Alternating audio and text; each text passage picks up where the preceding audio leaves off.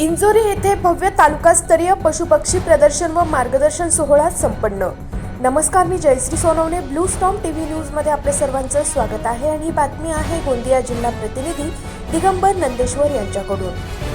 गोंदिया जिल्ह्यातील जिल्हा परिषद अध्यक्ष माननीय लायकरामजी भेंडारकर यांची कर्मभूमी अर्जुनी मोरगाव तालुक्यातील इंजोरी येथे पशुसंवर्धन व दुग्ध व्यवसाय विभाग, जिल्हा परिषद गोंदिया व पंचायत समिती अर्जुनी मोरगाव यांच्या संयुक्त विद्यमाने आयोजित जिल्हा वार्षिक योजना अंतर्गत पशुसंवर्धनासाठी प्रदर्शन व प्रचार या कार्यक्रमाअंतर्गत भव्य तालुकास्तरीय पशुपक्षी व मार्गदर्शन सोहळ्याचे 14 फेब्रुवारी 2026 रोजी आयोजन करण्यात आले होते। कार्यक्रमाचे अध्यक्ष माननीय लायकरामजी भेंडारकर, उद्घाटक माननीय इंजिनियर राजकुमार बडोले, आमदार अर्जुनी मोरगाव विधानसभा क्षेत्र तथा माजी मंत्री सामाजिक न्याय व विशेष सहाय्य महाराष्ट्र राज्य, विशेष अतिथी म्हणून माननीय डॉक्टर लक्ष्मण भगत, सभापती बांधकाम व अर्थ समिती यशवंत गणवीर, माजी उपाध्यक्ष तथा जिल्हा परिषद सदस्य जिल्हा परिषद गोंदिया दीपाताई चंद्रिकापुरे, सभापती कृषी व पशुसंवर्धन जिल्हा परिषद गोंदिया आम्रपालीताई डोंगरवार, सभापती संदीप कापगते, उपसभापती पंचायत समिती अर्जुनी मोरगाव कुरुंदा इंद्रजित वैद्य, सरपंच ग्रामपंचायत बोरटोला, प्रमुख मार्गदर्शक डॉक्टर जे.के. तिटमे, सन्माननीय पंचायत समिती सदस्य होमराज कापगते, माजी उपसभापती चंद्रकलाताई ठवरे, पंचायत समिती सदस्य पुष्पलता द्रुक्कर, माननीय लक्ष्मणजी एरणे, अध्यक्ष तंटामुक्ती समिती डाकराम मेंढे, पोलीस पाटील इंजोरी तसेच सर्व सन्माननीय मान्यवर, समस्त अधिकारी व कर्मचारी वृंद, पशुसंवर्धन व दुग्ध व्यवसाय विभाग, पंचायत समिती अर्जुनी मोरगाव प्रामुख्याने यावेळी उपस्थित होते। प्रदर्शन सोहळ्यात विविध जातीच्या गायी, म्हशी, बैलजोडी, शेळ्या तसेच कोंबडे सादर करण्यात आले। पशुपालन हे केवळ मांस विक्रीसाठी नसून उच्च प्रजातीच्या पशुपालनापासून दुग्ध व्यवसाय निर्माण करून आपले भविष्य सुधारू शकते। जनावरांना वेळीच लसीकरण, योग्य आहाराची काळजी घेणे आवश्यक आहे। पशुपालनामुळे लाखो रुपयांची उन्नती प्राप्त करून आपले उज्ज्वल भविष्य साकारू शकतो। अशा प्रकारे अनेक उपाययोजना व मार्गदर्शन करण्यात आले। पशुपक्षी प्रदर्शन सोहळ्याप्रसंगी उत्कृष्ट जातींच्या प्रजातींची निवड करून पारितोषिक देण्यात आले। तर यावेळी तालुक्यातील ग्रामस्थ उमेद अभियानाअंतर्गत बचत गटातील महिला यावेळी उपस्थित होत्या। अशाच काही नवीन बातम्यांच्या अपडेट्ससाठी आपण पाहत रहा ब्लू स्टॉर्म टीव्ही न्यूज। येत नाही। काही महत्त्वाच्या गोष्टी या ठिकाणी सांगेल।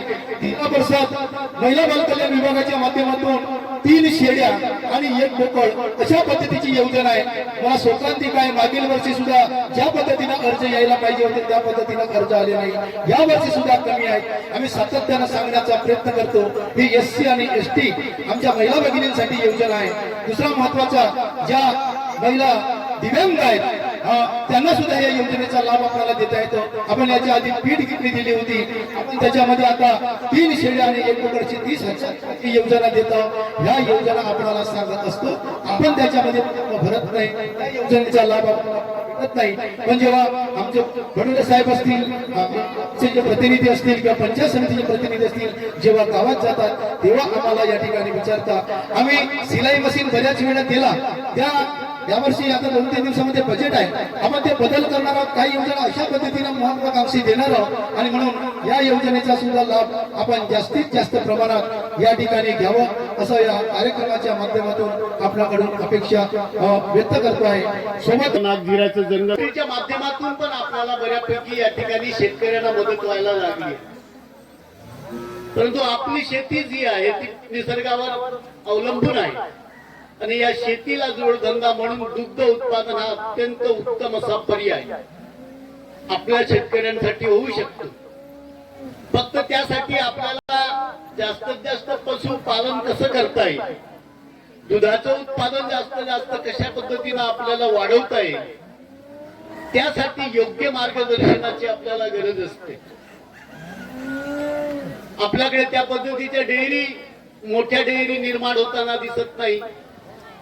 ज्या दुग्ध संस्था आहेत आपल्याकडच्या त्या बंद झालेल्या आहेत। दुग्ध उत्पादन तर करतात, परंतु कुठेतरी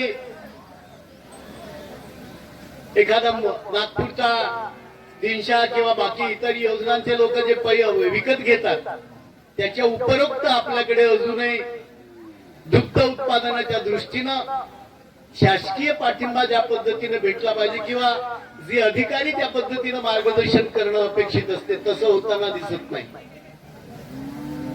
कारण योजना खूप आहेत. आपण केंद्र सरकारच्या राज्य शासनाच्या एकूण योजना जर काढल्या, व्यक्तिगत याच्यामध्ये पण नाबार्डच्या माध्यमातून एखादी डेअरी आपल्याला उभी करायची असली, त्याच्यासाठी आपल्याला मदत होते. परंतु हे सगळं करताना कुणी दिसत नाही, पुढे येताना कुणी दिसत नाही. आणि ही खरं म्हणजे आपल्याकडची एक अडचण आहे. योजना खूप असतात आपल्याकडे. कृषी विभाग